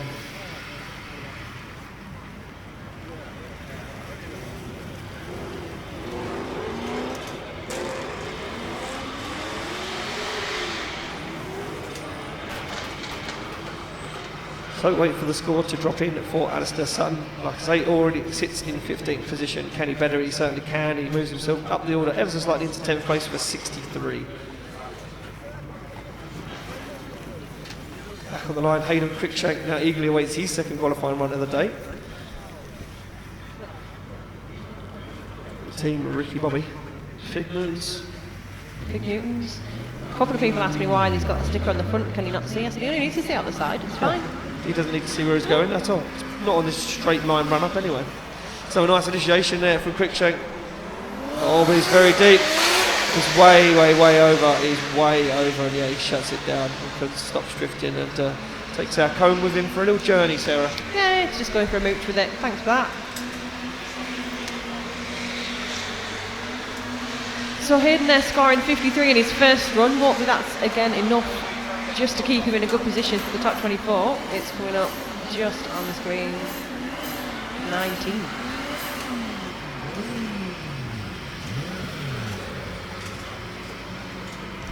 So yeah, as you can see, Stefan Stefanov sitting there on the drop zone, Sarah, and Alan Hines sitting the complete other end of the spectrum in first place with that 94 point qualifying. This season that's got to be the highest score we've had. 94, I'm sure it is. Yeah. So there we go, make it official for Cruikshank. That will be a 0. And I can see on the line a man who also has a 0. This guy, Ollie Elmore, representing Hell Motorsport. Look at his eyes. Look at the fear in his eyes. He knows he has one run to get it done. And you can see that look inside the hat, in the helmet. Sorry, you could just see that he's focused, you know, and he's thinking about this. He's thinking to himself, one wrong move, it's weekend over. If I get it right, I could top qualify him. Yeah, this could go either way right now for Ollie Elmore. How they feel sat there right now, especially when you've only got one run to do it as well. You know, it's just such a fine line, isn't it? Of completely, you know, out of control, and it's gone and the weekend's over, like you say. So Ollie Elmore sits on the line while we just sort our cones out after Hayden Cruikshank removed them, and you can see there in the back end, this end Skyline absolutely battered from the wall runs.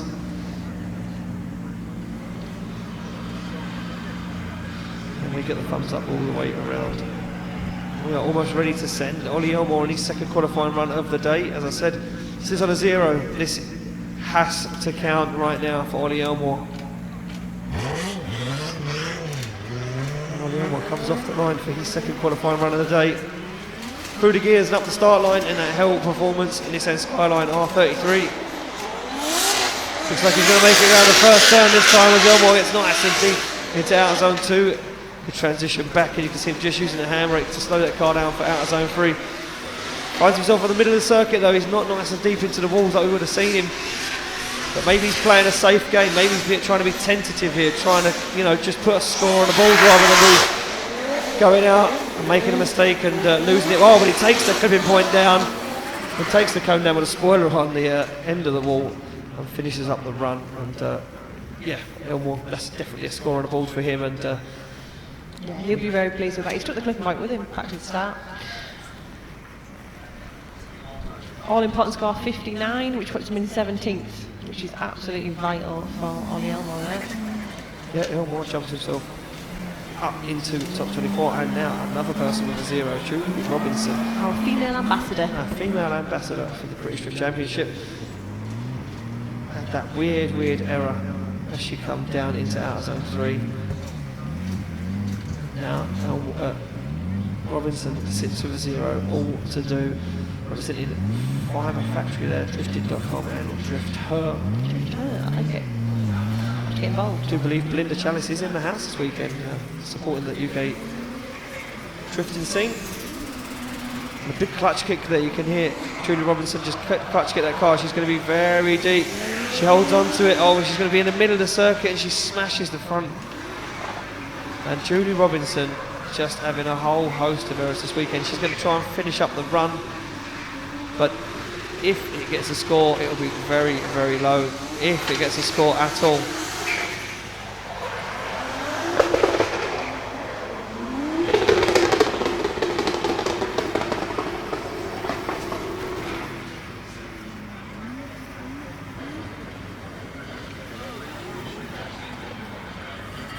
I've seen Julie drive, and I have seen her a lot stronger than that, so I wonder if the nerves are just getting to her a little bit now. You know, it's all coming down to this important qualifying. Let's see. She is getting a score, but it is low, and it's coming in at a 10.6. possibly not enough to keep her No, in the safe zone. No, certainly isn't. Drops into 29th position, so that is the end of the weekend for Julie Robinson, and unfortunately we move back to the line. Oliver Silcock now sits on the line in this immaculately prepared GBH Motorsport PS13. Oliver Silcock scored a 49 in his first qualifying run, so you know, a little bit of a better score will just climb up the order and make his afternoon a little bit more comfortable. Silcock hangs the spoiler over the edge of the wall there. And doing a very nice job there on that outer zone, a very good line. He now finds himself down and into outer zone 3. Scrubs up some speed, gets onto the wall for 4. Doesn't get as close to the wall as what we'd like to see for 5. Transitions now in the middle of the circuit. And Silcock sacrificing both of those final outer zones to take it across the line. That's going to hurt his score, sir. It is. I mean, he's got a 49 on there, so that should be enough to keep him in the top 24, but let's see what the judges thought of that one. And see what position it moves him up to. So he's being 21st for now. They were quite impressed with that one, 66, which puts him in 7th place. They were obviously quite pleased with that one. They certainly were, and yeah, very good job there from Oliver Silcock. Oliver Bolton now sits on the line with a 57. Funk Motorsport sponsored driver, he currently sits in 19th place, so he's going to have to work, he's going to have to battle in that top 24 later on this afternoon to get into the top 16. He's going to want to improve to get himself up the order. As Bolton comes off the line, a nice opposite flick initiation again, just gets a big clutch kick before he gets in. Look at that, rear wheel, absolutely pinpoint perfect on that line, and that's a much nicer line into outer zone 2. Nice and deep into 3 as well now as Bolton looks for the wall. Wow, look at that from Bolton. On the wall goes Ollie Bolton as he gets into the outer zone 5 as well. Almost takes the camera with him. This is looking strong for Oliver Bolton right now. Deep into outer zone 6. This is going to go way up the order. If he can hold this together, this is going to go way up. Ollie Bolton puts the back of that S13 on the wall, makes some noise. Birmingham for Oliver Bolton. What a run. That came out of nowhere. Yeah, I didn't expect that. I did not expect that from Bolton. I expected it to be a similar run to the last one, and that came out of nowhere. That was very, very good from the young gun. Just big scores dropping in. Where does Bolton end up after that second qualifying run? Look at that, 4th place for Olive Bolton with an 82. And well, who would have thought it? Who would have thought it? Told you, anything can happen. Anything can happen, and anything can happen right now when it needs to happen for Hugh Saville. He sits with a 0 on the start line, and he desperately needs to get a score. He, a newly crowned pro driver, after Driftland having such a great weekend. 2 podiums in one weekend. Well, that's not bad, is it? It's not bad at all. Not bad at all. Hopefully he's going to be trying to get the same thing again now. Well, he certainly needs to right now, but he's going to go very deep again. Just about holds on to it. You can see him shallow up the car to dial the angle off as Hugh Saville now navigates his way into outer zone 3. A lot of use of the handbrake. They slow that car down, gets himself nice and close to the wall, and drags the back end of that Toyota Corolla along the wall. Does Hugh Saville, as he now starts to tidy up this one, starts to put all the bits and pieces together, and the puzzle slowly coming together as he takes it to the wall and across the line for Hugh Saville. He will be very, very pleased with that. It's going to get him hopefully a decent score on the board and a place in the top 24. He scored 0 in his first run, so it's all about this one. Yeah, it certainly is. Look at this. Dropping in. Pretty decent score, but he's in 22nd place. It just goes to show you, even a 50 right now is just about good enough to get you a spot inside top 24. We'll move it along. Mike Wharton now sits on the line. He scored a 41 with his first qualifying run.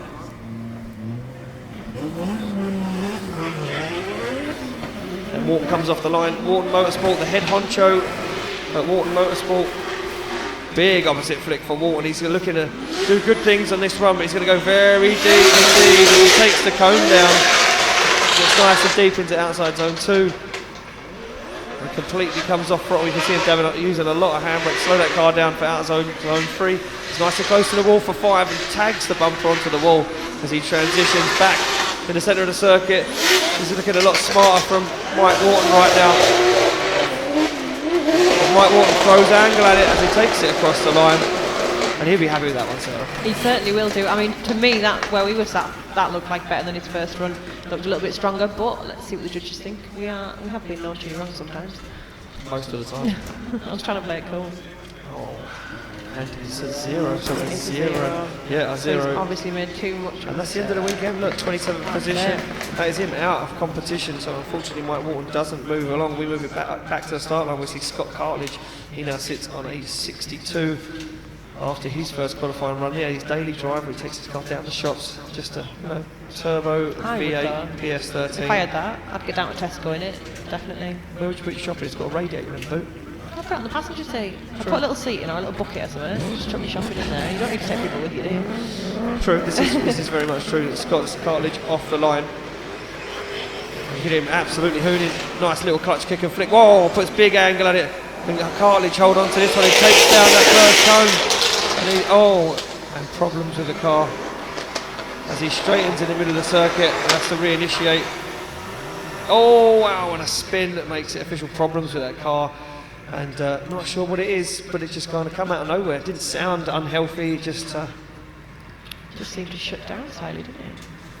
Yeah, very strange there from Scott Cartledge. So we need to make that one official because that one will be a 0.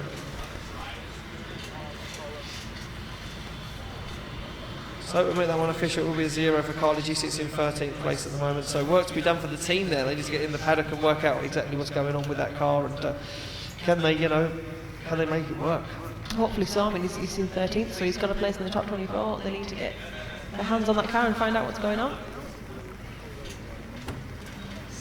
So the Giant Killer shows us the cat paw. The man with 9 lives sits on the line. And Matt Walker sits with a 0 as well. So can he use one of his lives to get himself a place inside the top 24? Because he is currently out of competition. And look at that on the drop zone. Ricky Lawrence. Podium finisher at round 3. Can he work to do. He's got work to be done. Right now, nice fast initiation from the Cat Killer, but he gets a load of understeer. A load of understeer from the Giant Killer, the Cat Man himself.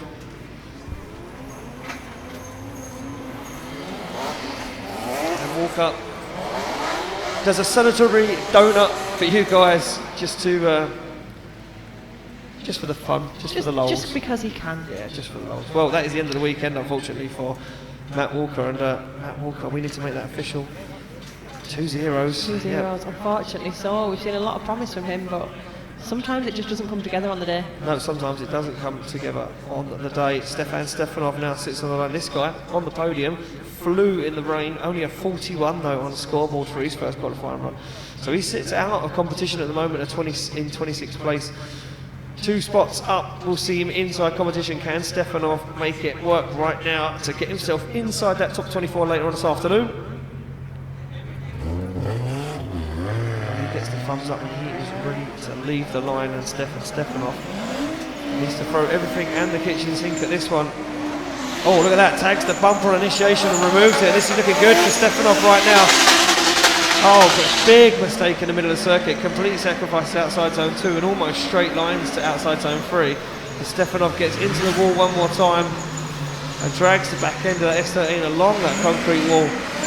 Flicks it across the middle of the circuit and now looks for the wall one more time. And Stefanov puts car to wall and across the line.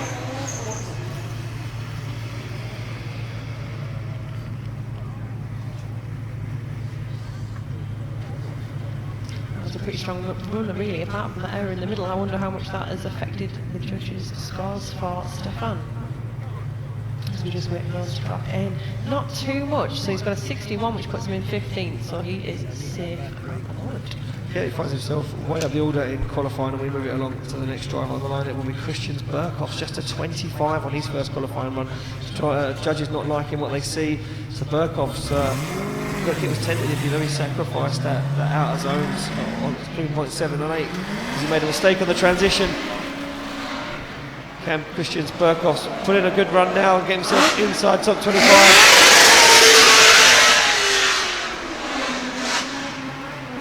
As you can see him flick that car back down, takes down outer zone 3, clipping point, gets into the wall, nice and close to the wall goes Christian Burkhoff's right now as he puts the foot down in the middle of the circuit.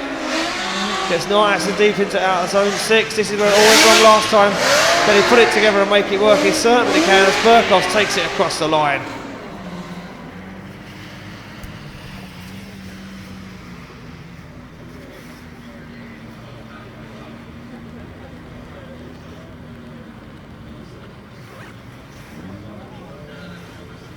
So we await the score to drop in there for Christian's Burkhoffs. Here it comes. 29th position at the moment. This is going to be a much more better score for Christian's Burkhoffs, and he jumps into 21st position over 56. So still a nervous wait. Only 2 people sitting out of competition with zeros at the moment.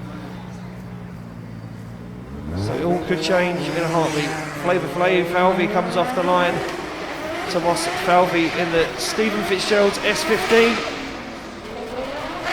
Falvey outside the top 24 at the moment, in 25th position.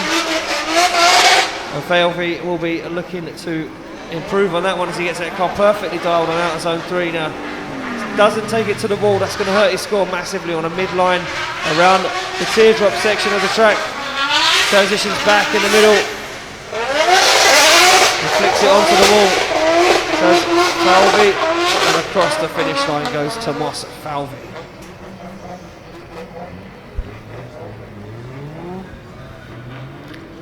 So it's a nervous wait for Thomas Falvey's score then, Stephen Fitzgerald's car. Has he done enough to keep himself in the top 24? As we just wait for the judges' scores to drop in for Falvey. And they're about to. I think they're just deliberating a little bit. There's some scores dropping in. He's definitely improved on his first run. And he moves up to 13th position with a 63, so he is now safe for now at least. Sorry Sarah, having a bit of a mare up here today, throwing stuff everywhere. My pen's gone, my bottle of water went about half hour ago. I've got the thumbs up. No, it's alright, I'll get it toes. Thank you very much for offering you on. So I missed that. I was yep, thumbs up all round, we are ready to rock and roll. So we have Adam Simmons on the line. He's currently 11th position with a 64 in his first run. Yeah, Simmons with a nice initiation there, gets that car dialed. Oh, but he's going to go wide, very, very wide, and that's going to be wheels off circuit. For sure, is that a 0? Yeah, and Judge is looking at that one already, and I can see him inputting the score into their system. You can see a cone wedged under the back wheel of Adam Simmons' BMW Z4. They're going to red flag this one, so yeah, we make that.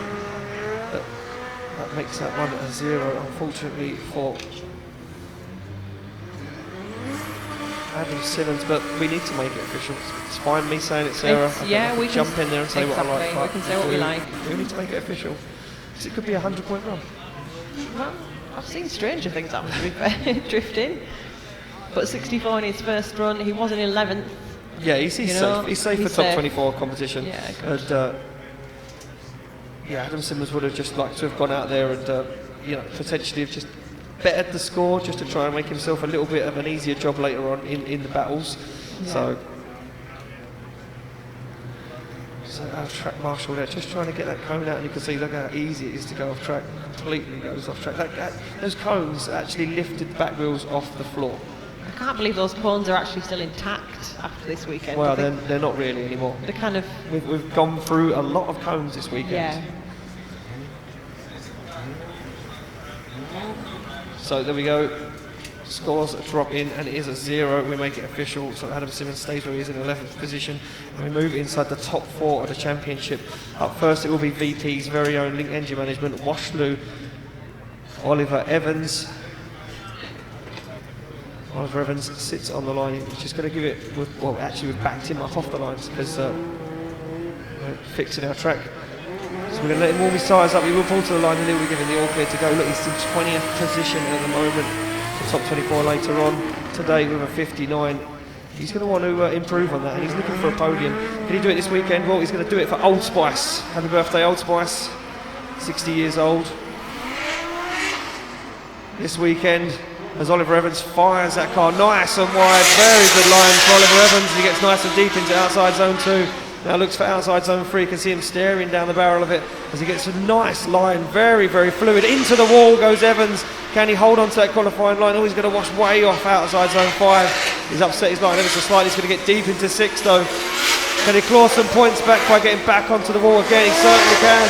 As he gets into 7 and 8 and across the line. Give him a round of applause, ladies and gentlemen.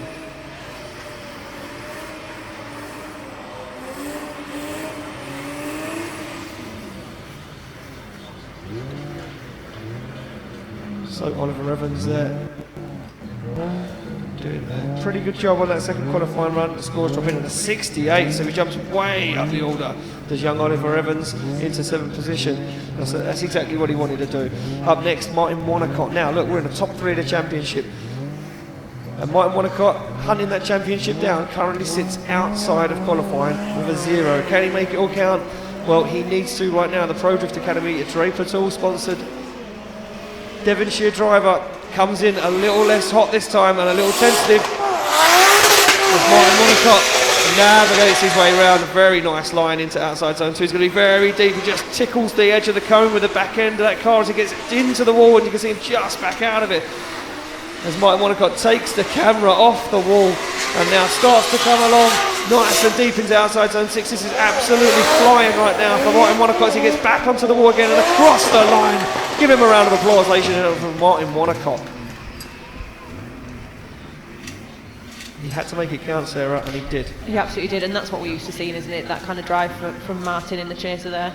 And he's coming in with a well-deserved 80, so that is going to put him in 6th position. So there we go, an 80 for Martin Wanacott, jumps him way up the order. Well, outside of qualifying into 6th place, we move it back to the start line. Ricky Lawrence, he was on the drop zone. I do believe he has been knocked out of top 24. So our top 3 drivers were outside the top 24. Nervous wait for these guys, but now they're on the line and ready to rock and roll. Ricky Lawrence, as I mentioned, with a 43 on his first qualifying run, needs to make this one count. What can he do? He finished on the podium at round 3. And Lawrence right now, very, very tentative entry again. Puts the hammer down though, gets nice and deep into outside zone 2. A big fast transition as he gets into outside zone 3. Very fluid. He's going to get nice and close to the wall. Look at this from Lawrence, looking very, very tidy as he takes the back end of that PS13 to the wall. He transitions back into the middle of the circuit. And now just one more wall run to go for Ricky Lawrence. And he can find himself way up the order. Look at that arm out the window. He's absolutely over the moon with that. That meant the world to Ricky Lawrence.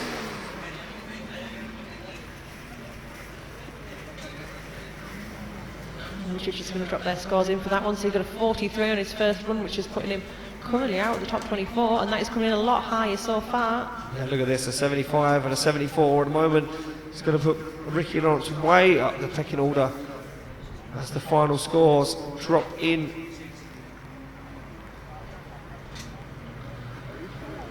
There we go, 8th position for Ricky Lawrence with a 75, and that's exactly what he was after. Now, this is it, the final driver for our top 24 qualifying here. The VDC round 4 in Birmingham is Aramis Vaskelis. Well, the Lithuanian lunatic went a little bit too hard in his first qualifying run. Look what it means to him. He is absolutely dialed, ready to go. A little wave to the camera, and you can see him just feeling that steering wheel, getting himself ready, getting himself hyped up. He sits with a 0. He's out of competition. He needs to do this, and he has only got one shot at it. Can Aramis Vaskelis put himself inside qualifying, or will the championship once again, Sarah, be turned upside down in a heartbeat here in Birmingham? We are waiting to get the thumbs up, and we are good to go. Vaskelis off the line at the final run of the day for qualifying. And Aramis Vaskelis nervously flicks that car to the wall. You can see a big lot of handbrake there as he looks for that wide line.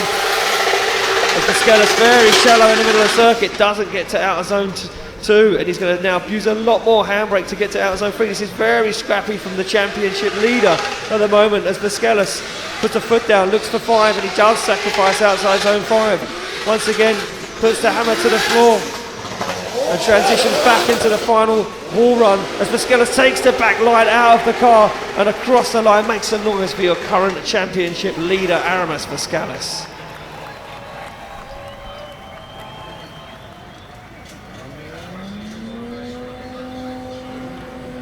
So there we go, a 0 on his first qualifying run. What can he do on the second? Scores are dropping in from our judges.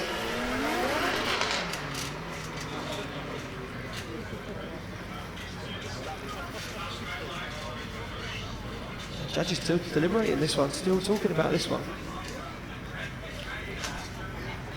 They are. Aramis is really bringing it there, trying to just get a score on the board and hopefully scrape into the top 24 after his first run. Just going wrong for him. The judges are just deliberating a few of the points. The score's going to drop in low. I don't think it's enough to get him in a good position. Oh well, scores dropping in, and they're very, very low though. They're not as high as what we thought they would be. And look at this, he's out of competition. He's out of competition. Sarah, what have we seen? Aramis Vizcaya scores a 39. He's out of competition, and what we spoke about yesterday was this championship getting turned on its head, and there we go, upside down. We're going to look at the qualifying results. Taking first place in qualifying is Alan Hines. Phil Morrison follows him. Up next, Willie Hanna, the Pro-Am driver. Oliver Bolton takes 4th place in qualifying. Charlie Hume takes 5th place. A round of applause to that young guy. Wonnacott jumps in 6th. Richard Grimrod back in 7th. Ricky Lawrence in 8th. Evans in 9th. 10, Ian Phillips. In 11th place, Ollie Silcock. 12th for Tom Murphy. 13th for Lewis Mitchell. 14th for Adam Simmons. 15th for Alistair Sutton. 16th for Tomas Falvey. 17th for Cartledge. 18th for Donatus. 19th for Stefan Stefanov. 20th for David Egan. 21st place goes to Matt Fountain, another Pro-Am driver. 22nd goes to Josh King. 23rd to Ollie Melmore. And Christian Burkhoffs rounds off our top 24 qualifiers, with the rest of the pack dropping out and going home. Sarah, that is it. My voice is almost already gone, and it's just top 24 qualifying. Ladies and gentlemen, if you are here in attendance, we're going to bring all of our pro drivers down onto the grid. We welcome you down onto the circuit around the sides of the track to come and visit and have a look around these cars if you haven't already had that opportunity. For me and Sarah, I'm going to go rest my voice and take a little nap. So we'll be back at 10 to 3 today for your top 24 action. Sarah, we'll see you soon. See you soon.